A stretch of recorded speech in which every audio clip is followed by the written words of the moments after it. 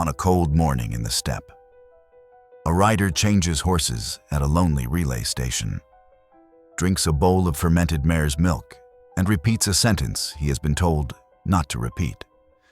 He carries no banner and no army, yet his words will cross Eurasia faster than any cavalry. Somewhere ahead, in the capital at Karakorum, a death has occurred, or maybe it has not. What matters is that people are already choosing what the death means. In the Mongol world of the 13th century, information was not a soft background noise. It was a weapon with edges. The empire that stretched from the forests of Rus to the markets of northern China was held together by horses, tribute, and fear, but also by messages, orders, rumors, petitions, accusations, and prayers. When a scandal or an allegation appeared, it did not spread like a modern headline. It moved like a caravan. Slowly in some places, violently fast in others, changing shape with each mouth that repeated it, until it stopped being a detail and became a verdict. If someone wanted to understand how a story could crush a person under the Mongols, they would start with the road system the Mongols built. The YAM, the Imperial Relay Network, was already functioning in the 1230s and was expanded under Ogadai Khan after 1229. A messenger could ride from station to station, switching to fresh mounts, covering distances that made settled rulers look immobile. The YAM was designed for commands, tax records, military intelligence. But the same speed that moved official orders also moved unofficial whispers. A state that perfects communication also perfects the spread of panic. Yet, speed alone did not make a rumor powerful. Power came from the mouths that repeated it. The Mongol Empire was multilingual and multi-faith. At court, a single conversation could involve Mongols, Uyghur scribes, Chinese administrators, Persian secretaries, Armenian merchants, and Nestorian Christian clergy. Each group had its own incentives for what to emphasize, what to omit, and what to frame as certain. A scandal was rarely just about morality. It was about legitimacy, succession, taxes, and survival. The first media in this world were the chroniclers, men who wrote histories to explain why events happened, and often to justify why their patrons deserved to rule. Atamalik Juvaina, writing in the 1250s and 1260s for the Ilkhanid administration, wanted to show the Mongol conquest as terrifying, but also, in time, governable. Rashid al-Din, on a writing later in the early 1300s in Tabriz, assembled stories from ambassadors and informants to build a universal history that served the needs of a state. Chinese historians compiling UN records had their own priorities, shaped by bureaucratic culture and imperial expectations. European travelers and envoys, like John of Plano Carpini in 1245 to 1247 and William of Rubruck in 1253 to 1255, carried stories back to courts that were desperate to interpret the Mongols as either apocalypse or opportunity. None of these writers were neutral microphones. They were filters. They chose which voices sounded credible. They shaped chaos into narrative. And when allegations emerged about poisoning, betrayal, drunkenness, or unlawful intimacy, the chroniclers became amplifiers or silencers depending on what the new regime needed to remember. Before the empire could conquer cities, it had to conquer the space between them, and that space became a bloodstream for stories. Diplomats were the second major force. Under the Mongols, envoys were not just messengers. They were social censors. They sat in tents, watched who stood closest to the throne, noticed who was missing from a feast, and listened to jokes that were not jokes. Then they went home and reported. A diplomat did not have to invent a scandal. He only had to repeat one, and the very act of repeating could turn it into fact in a distant capital. Carpini's journey is a case study in how partial observation becomes powerful narrative. In 1246, he traveled to Karakoram and witnessed the enthronement of Guyuk Khan. His report includes details about hierarchy, punishments, and Mongol demands for submission. But it also carries the emotional weight of a man terrified of a world he does not understand. When he repeats stories about Mongol cruelty, he does not merely inform Europe. He helps cement a mental image that affects policy. A rumor about Mongol intentions could harden into strategic truth once it reached Rome, Paris, or Vienna. Religious figures formed a third network. The Mongol world was unusually tolerant in administrative terms. Buddhists, Muslims, Christians, and shamanic practitioners all competed for influence. That competition created an environment where accusations were useful. A Buddhist monk at Karakoram could frame a rival Muslim official as dangerous. A Nestorian priest could portray a shaman as fraudulent. Religious houses, pilgrimage routes, and clerical correspondence carried stories across borders. But when a scandal touched a religious figure, it gained a special kind of force, because it could be framed as a sign from heaven rather than a human scheme. Then there were merchants, arguably the most underestimated media system of the medieval world. The Mongols expanded the safety and reach of Eurasian trade, and with that trade came conversation. Caravans were not only carrying silk and silver, they were carrying gossip from court to court. A merchant who heard that a prince had been accused of treason in Karakoram might repeat it in Samarkand, where another merchant repeated it in Tabriz, where a scribe placed it into a chronicle. The Silk Road was not a single road. It was a web of mouths. With these networks in place, an allegation could do three things. It could justify a purge. It could legitimize a new ruler. Or it could trigger violence far away from where it began. Because once a story crossed enough mouths, it stopped belonging to the person it described. One of the clearest moments to watch this mechanism at work is the succession crisis after the death of Ogedei Khan.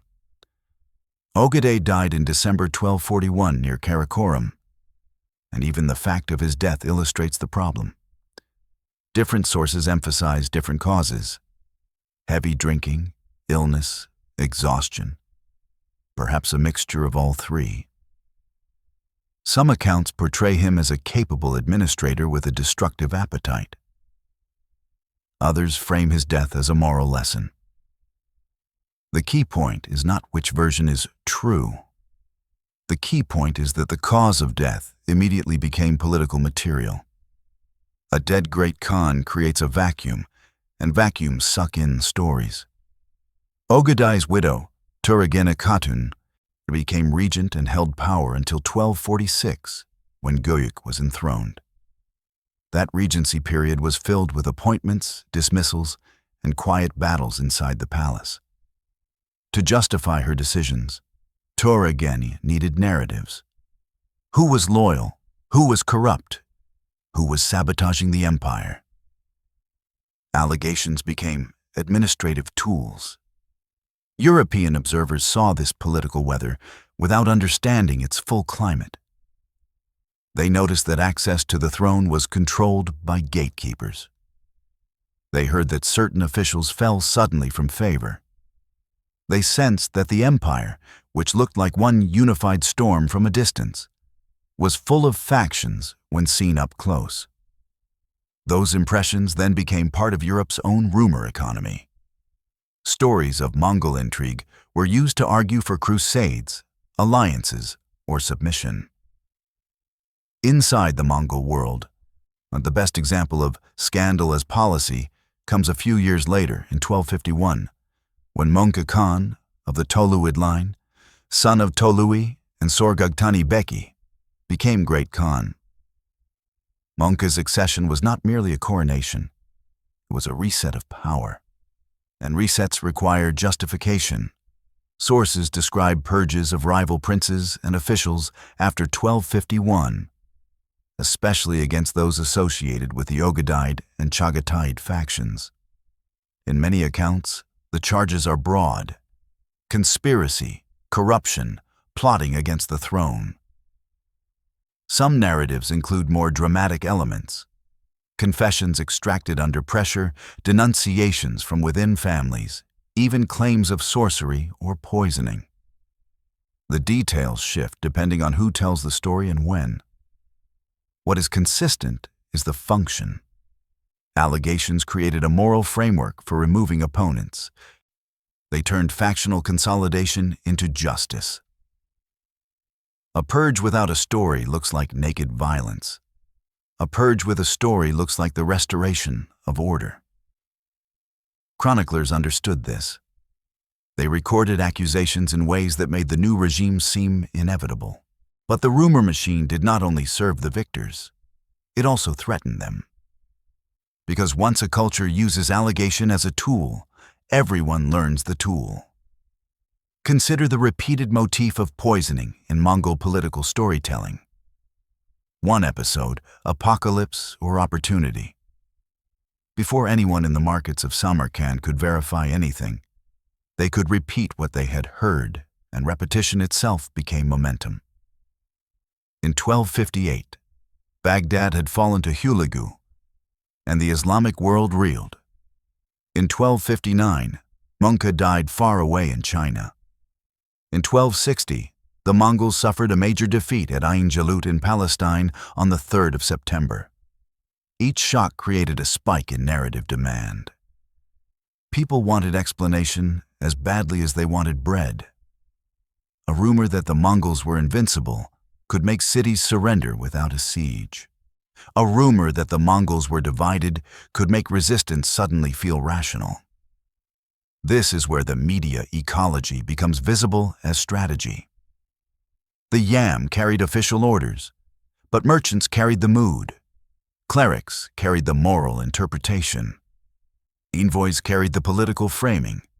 Chroniclers carried the permanent version. And none of these channels were pure.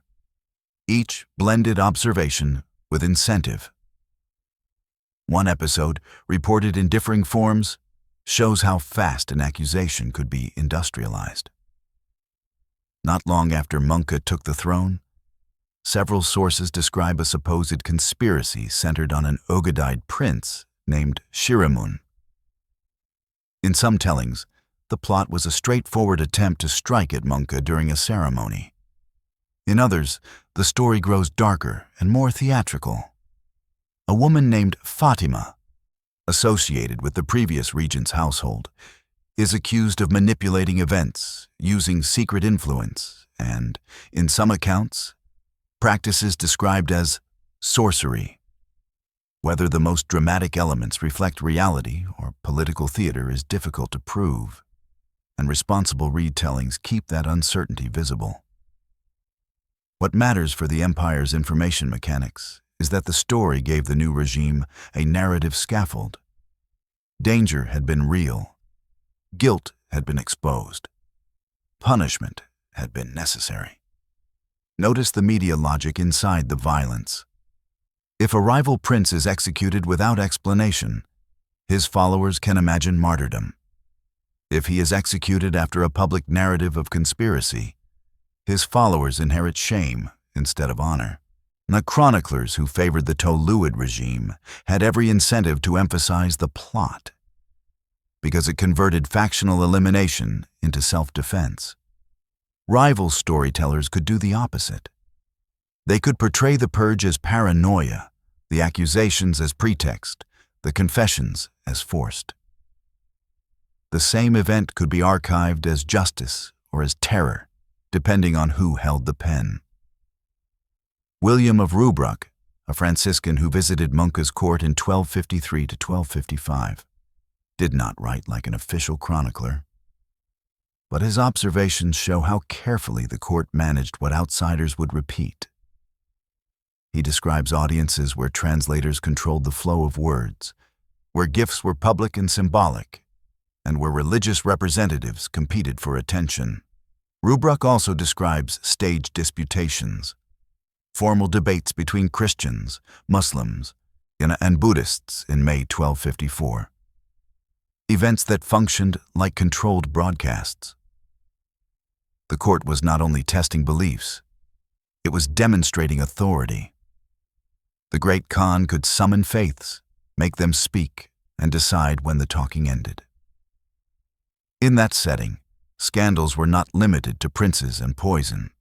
They could be doctrinal. They could be financial. They could be personal. A rumor that a cleric was secretly enriching his monastery, or that a merchant was abusing a paisa passport, or that an interpreter was twisting a message, could become a political crisis because the empire depended on trust in intermediaries. The Mongols ruled through agents. If the agents' reputations cracked, the empire's control cracked with them. That permanence is a kind of violence.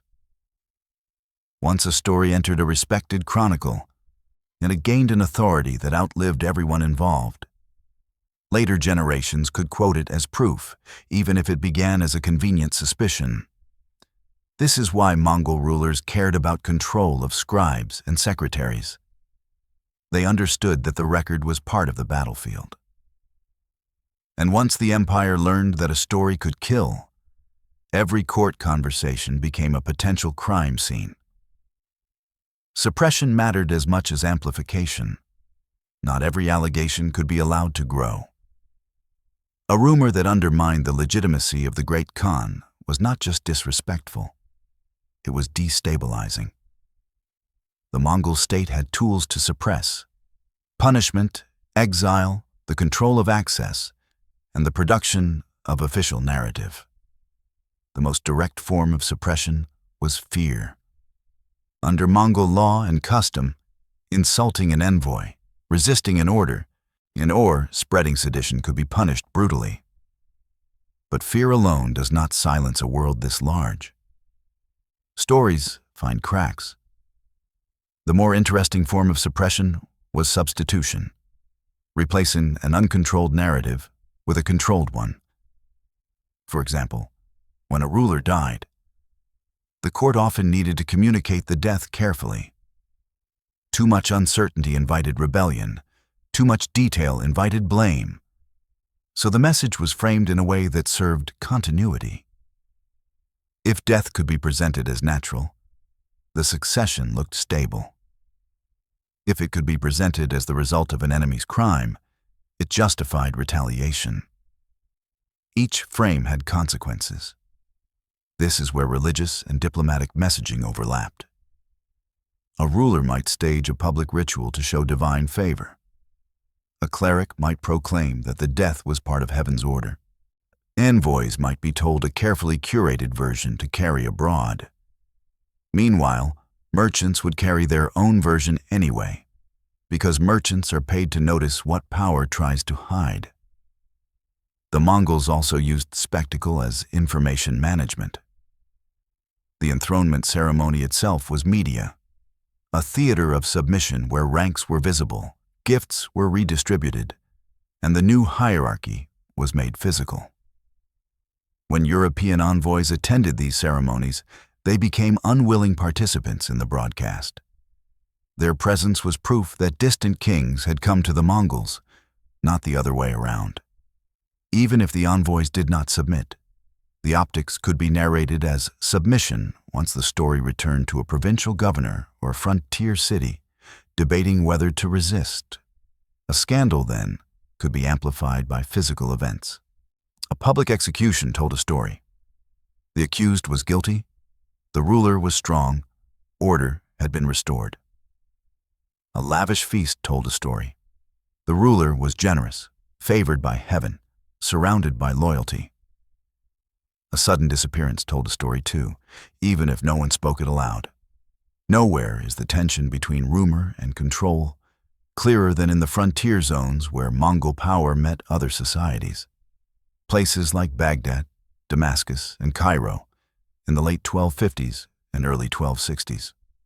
After Hulagu Khan captured Baghdad in February 1258, the Islamic world entered a period of existential shock. Chroniclers describe the fall in apocalyptic terms. Rumors multiplied because people needed explanations that felt proportional to the disaster. In this atmosphere, Mongol actions were interpreted through fear. If a Mongol commander spared a city, some said it was strategic restraint. Others said it was because the city had secretly surrendered. If a city was destroyed, some said it was punishment. Others said it was because the city's elites had insulted envoys. Allegations became a way to blame someone, because blaming someone is easier than accepting vulnerability. This is also how media could manufacture inevitability. The Mongols cultivated a reputation for annihilation, and that reputation traveled faster than their armies. Many cities surrendered because the story of what happened elsewhere arrived first. In that sense, rumor was logistics. It reduced the need to fight. Terror shortened sieges. But the same system could backfire. If a rumor spread that the Mongols were weakened by succession disputes, by distance, by internal conflict, resistance became thinkable. This is what happened around 1260. The death of Mongol Khan in August 1259 during the campaign in China triggered a succession conflict between Kublai and Arik Boke. Hulagu withdrew substantial forces eastward to deal with the political situation. In the Levant, the Mongol general Kitbuka remained with a smaller force. The fact of Mongol division became a story that could travel. And once it traveled, it could shape choices. Mamluk decision-making in Cairo was shaped by information channels. Envoys, spies, merchants, and refugees carried news about Mongol movements and Mongol politics. The Mamluks did not need perfect intelligence. They needed enough to gamble. When the Mamluk Sultan Qutuz chose to execute Mongol envoys and march north, he was responding not only to military threat, but to the perceived moment of Mongol vulnerability, where that perception was created by media, by reports that Hulagu had left, by rumors that the Mongols were distracted, by the emotional logic that an empire in conflict with itself is an empire that can be hit. The Battle of Ain Jalut on the 3rd of September 1260 is often told as a straightforward military turning point. But it is also an information story. Both sides fought with assumptions built from narratives. The Mongols believed in their reputation of inevitability. The Mamluks believed that reputation could be broken if the moment was right. When the Mongols were decisively defeated, the news traveled across the same networks that had once carried fear. Now the story had reversed. The Mongols could be beaten. That message was not just a morale boost. It was a strategic earthquake.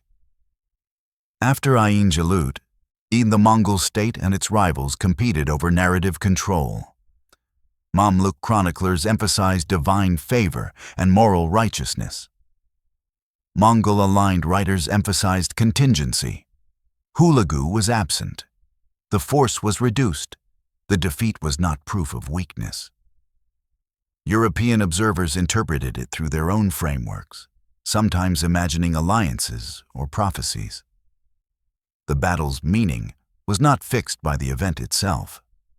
It was fixed by how the event was told, repeated, and archived.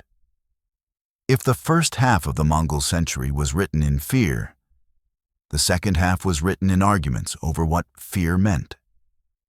At a personal level, allegations destroyed people because the Mongol political system was intensely relational. Status depended on proximity to power, and proximity could vanish overnight. If an official was accused of withholding tribute, it threatened the flow of wealth that kept the army loyal. If a prince was accused of plotting, it threatened the stability that kept provinces from rebelling. If a religious leader was accused of manipulating the court, it threatened the ruler's claim to impartial authority among competing faiths. This is why proof in medieval scandal often look strange to modern eyes. A confession might be obtained under duress. A witness might be someone with a personal grievance. A chronicler might cite what people said rather than what a document recorded. Yet, in a world where centralized bureaucracy was still developing, reputation functioned like a form of evidence. If enough credible mouths repeated an allegation, it could become actionable reality. There is a quiet tragedy here. Most people tend to imagine the Mongol Empire as a machine of raw force. But force is never raw. It is organized, narrated, justified. And the more the empire relied on narrative to stabilize itself, the more it became vulnerable to narrative manipulation. Merchants could exploit this vulnerability. A trader who wanted safer passage might exaggerate Mongol strength to encourage surrender along a route. A rival merchant might spread stories of disorder to depress prices or redirect caravans. Religious leaders could exploit it too. A cleric could frame a rival's policy as sinful. A monk could present a military defeat as heaven's judgment. These interpretations would then feed back into politics, because rulers were not immune to the moral language of their societies. Then envoys were especially dangerous because they could export a scandal and then re-import it as foreign confirmation. Imagine an accusation circulating at court. A prince is disloyal. An official is corrupt. An envoy hears it, writes it down, tells a foreign king. Later, another envoy returns from abroad and says, "They say in the West that this prince is disloyal."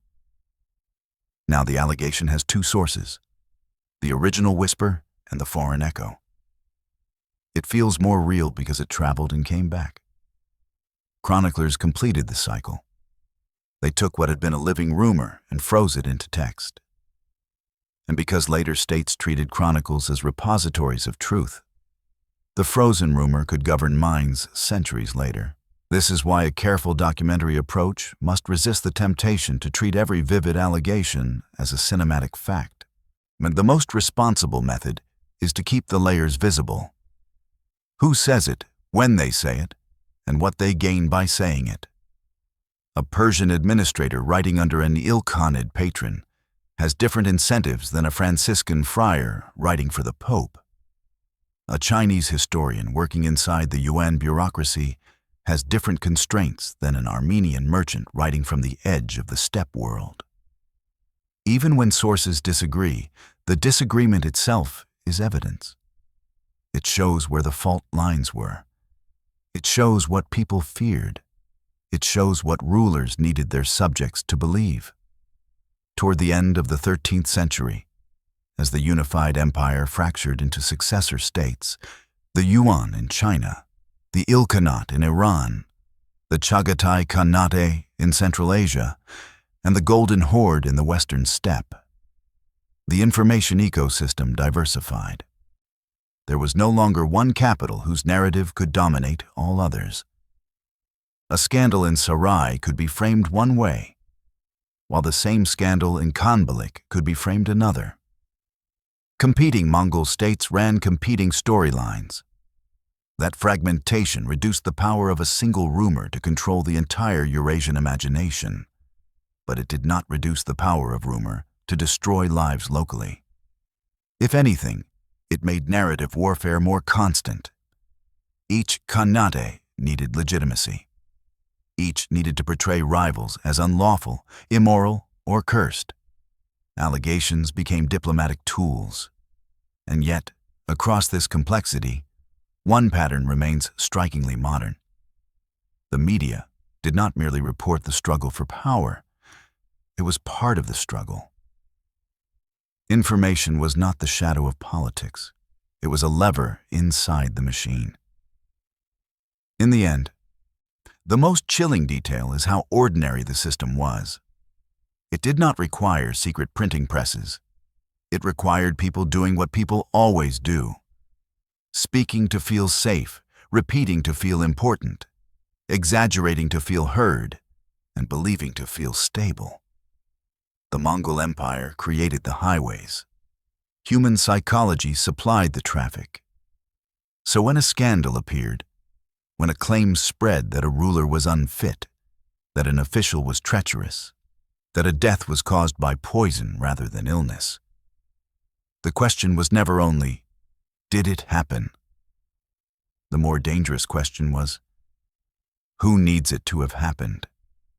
And in a world stitched together by hoofbeats, where a sentence could outpace an army, that need could become destiny.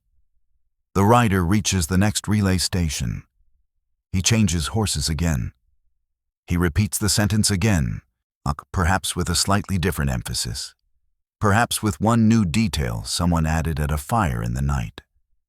By the time the words arrive at their destination, they will no longer be the same words.